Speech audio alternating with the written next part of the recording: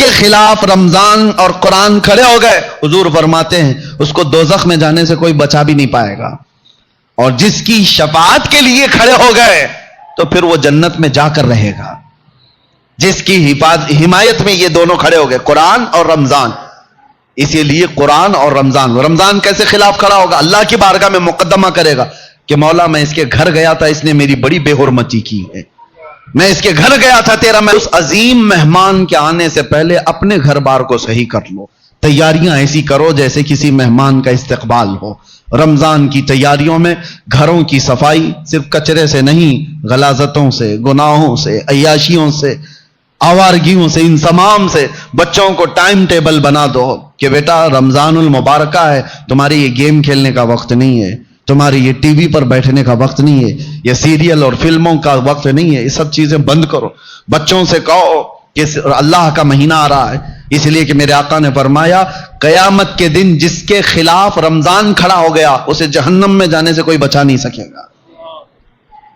یاد رکھو آپ، جس کے خلاف رمضان اور قرآن کھڑے ہو گئے، حضور فرماتے ہیں اس کو دوزخ میں جانے سے کوئی بچا بھی نہیں پائے گا، اور جس کی شفاعت کے لیے کھڑے ہو گئے تو پھر وہ جنت میں جا کر رہے گا، جس کی حمایت میں یہ دونوں کھڑے ہو گئے، قرآن اور رمضان۔ اسی لیے قرآن اور رمضان کیسے خلاف کھڑا ہوگا؟ اللہ کی بارگاہ میں مقدمہ کرے گا کہ مولا میں اس کے گھر گیا تھا، اس نے میری بڑی بے حرمتی کی ہے، میں اس کے گھر گیا تھا تیرا مہمان بن کر، اس نے میری بہت توہین کی ہے۔ رمضان کے مہینے میں دن کے وقت کھانے پینے والے کے متعلق کہا گیا ہے ایک روزہ چھوڑنے کا عذاب 600 سال تک وہ دوزخ میں رہے گا۔ مسلمانوں کو یہ زیب نہیں دیتا رمضان کا احترام، اور خاص طور پر بچوں کی تربیت کے لیے، بچوں کی تربیت۔ علماء سے بھی میری گزارش ہے کہ پورا فل فوکس کرو۔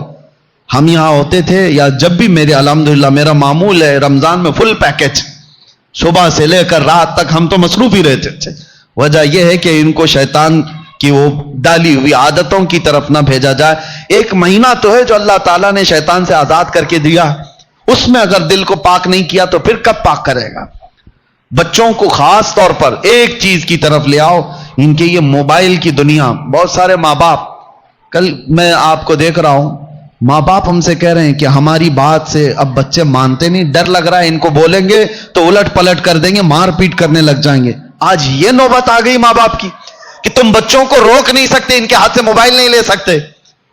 اکثر گھروں کا حال ہے یہ، میں آپ کو بتا رہا ہوں، اکثر گھروں کا۔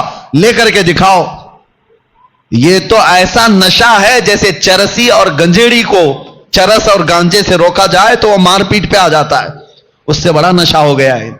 رمضان بہترین مہینہ ہے ان کی تربیت کے لیے، سب لوگ یہ عہد کرو، ان سے کہو ٹھیک ہے موبائل تمہارے ہاتھ میں رہے لیکن اللہ سے ڈرتے ہوئے کبھی بھی گندی تصویریں تو دور کی بات ہے، تمہیں گیم کھیلنے کی بھی اجازت نہیں ہے، اپنے آپ کو انٹرٹینمنٹ کے لیے وقت ٹائم پاس کرنے کے لیے نہیں ہے۔ اور